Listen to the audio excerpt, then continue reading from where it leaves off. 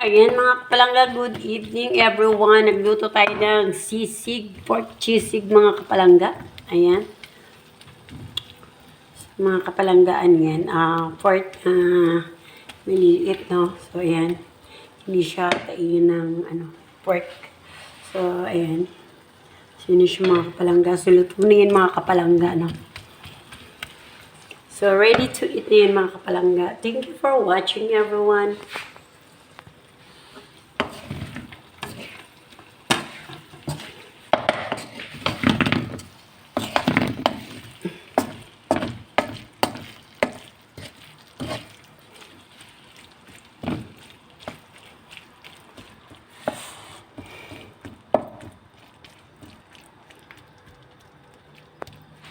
So, 1 minute ko lang mga kapalangga para para ma-upload natin sa ating